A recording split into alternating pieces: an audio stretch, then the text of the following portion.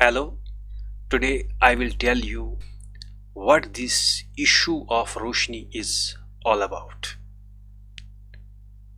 Roshni or light could have been a blessing in disguise had it been fair and polite.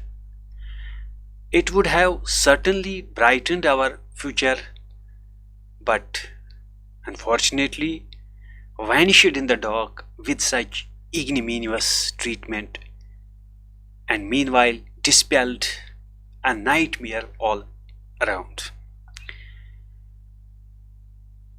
An imprudent decision taken in the past and repeated under many dispensations,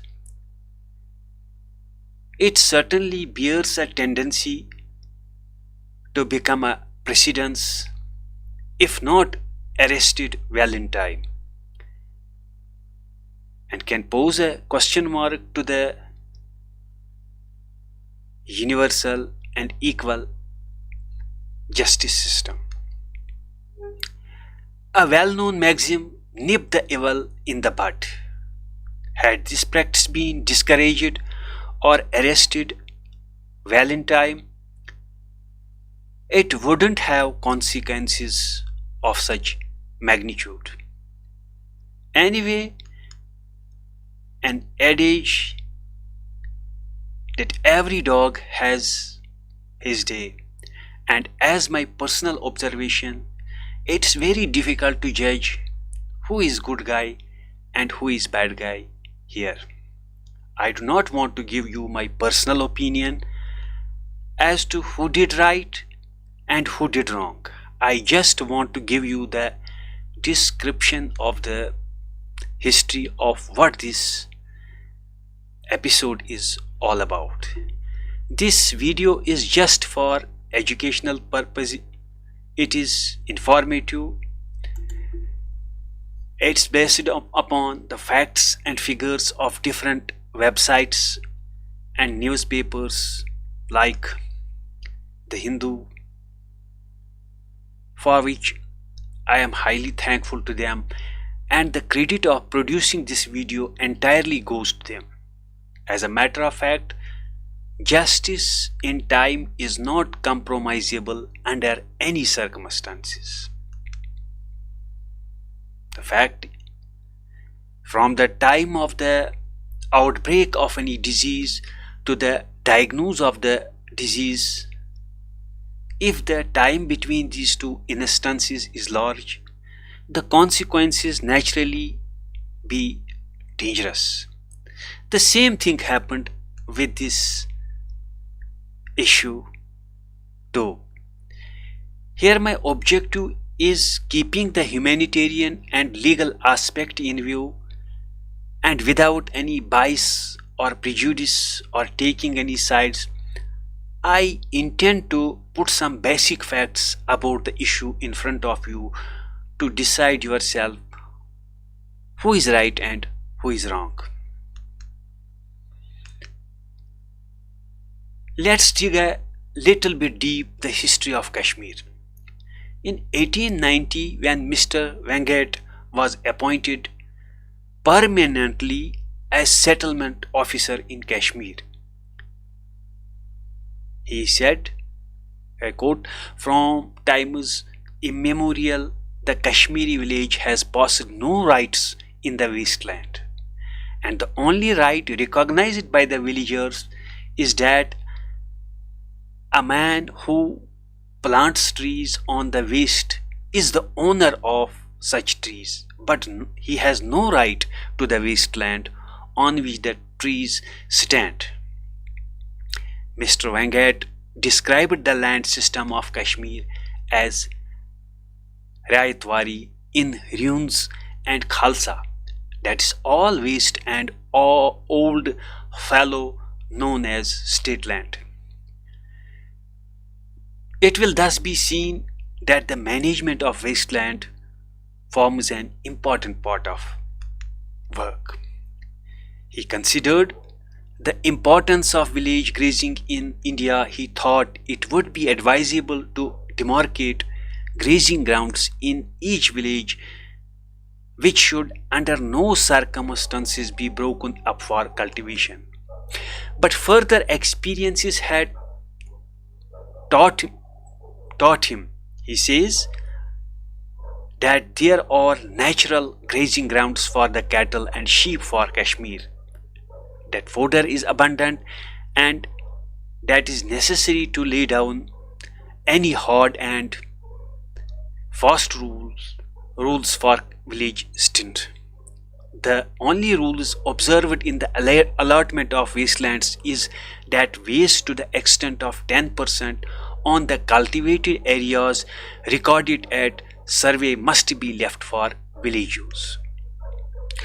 So community welfare in the agriculture and sheep rearing areas of Kashmir were the objectives behind these unattended grasslands and pastures.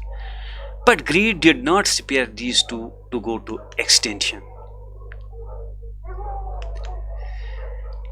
Next is state land. The Jammu and Kashmir State Land Act 2001 objectively framed for vesting of ownership to the occupants and commonly known as Roshni Act was enacted in 2001 during Chief Minister Farooq Abdullah's rule.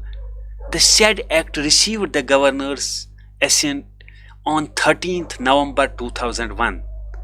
The preamble of the act states that the act provides for vesting of ownership rights to occupants of state land for purpose of generating funds to finance power projects in the state upon payment of a sum to be determined by the government of Jammu and Kashmir. However, the act underwent two major amendments in 2004 and 2007. The said act provided a cut-off year 1990 section B, under which the ownership of the land was to be transferred to only those occupants who had been in possession of the land by whatever means of acquisition. During the period 1990 to the commencement of the act in a particular area, however, as per the act, the ownership rights of the land would be transferred to its occupants on the payment of the fee fixed by the government. The seated government projected a target of rupees 25,000 crore to be earned by selling to the occupants. The proceeds were to be used for hydropower projects for generating electricity. However, it said that in the case of agricultural land, the ownership was given free and the occupants only had to pay a minor documentation fees. It's also said that the government did not earn 25,000 crore as touted, and the total area of land transferred was also much less than the targeted. When the act was passed in the Jammu and Kashmir Assembly, the government expected to make a transfer of 20.46 lakh canals or 1.02 lakh hectare. Pertinent to mention that 1 hectare is equal to 8 canals of land. This included 4.44 lakh hectares in Kashmir and 16.02 lakh hectares in Jammu. But approval for transfer of land was accorded to only 6.04 lakh canals, 5.71 lakh in Jammu and 33,322 canals in Kashmir.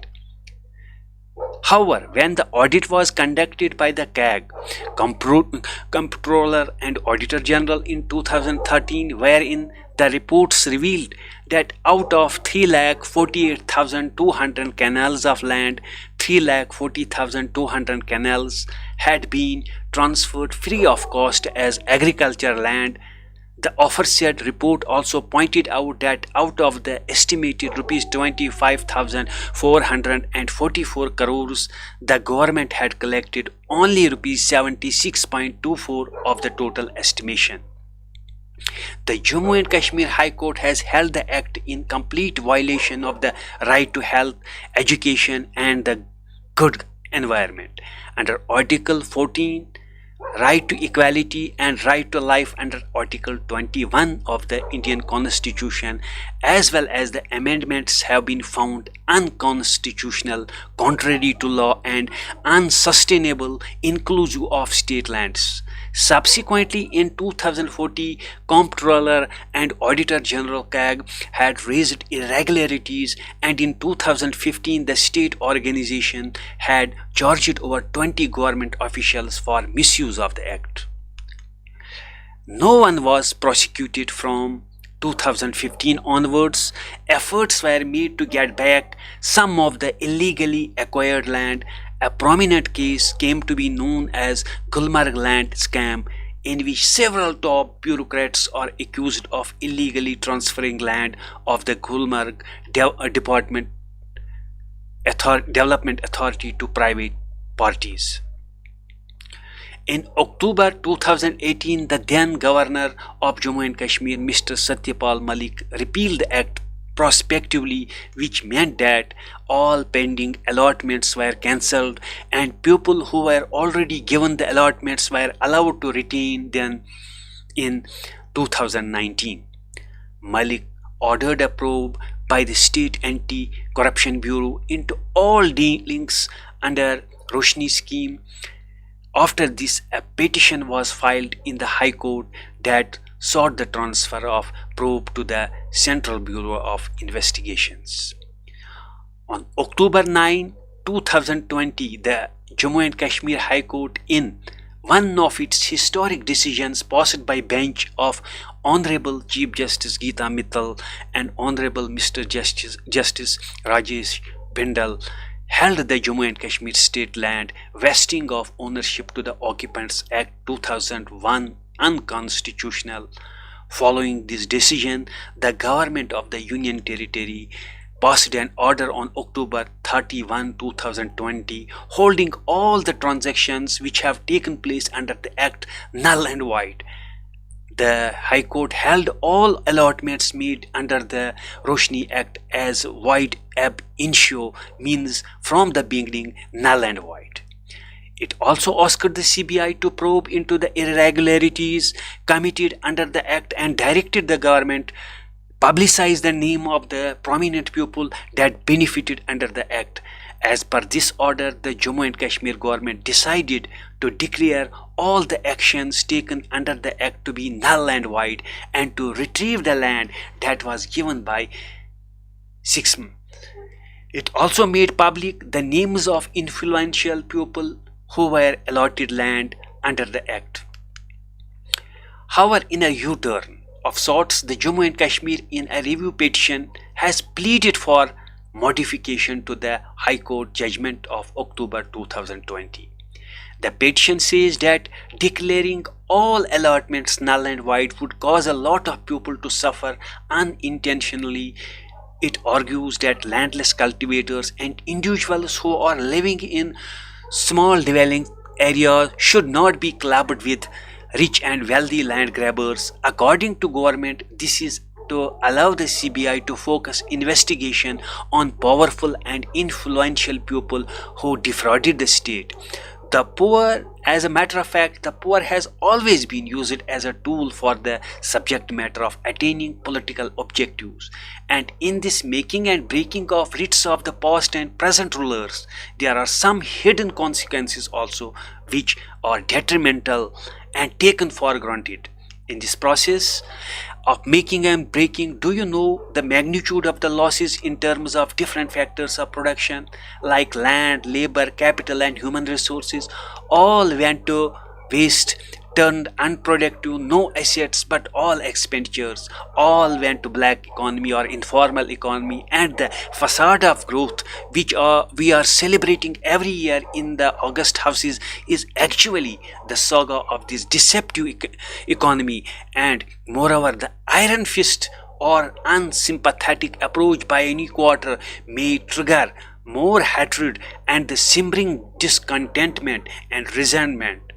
If suppressed more, it may fizz out any time, which is certainly not good for the reputation of the country. As a matter of fact, two wrongs can not make one right. Thank you.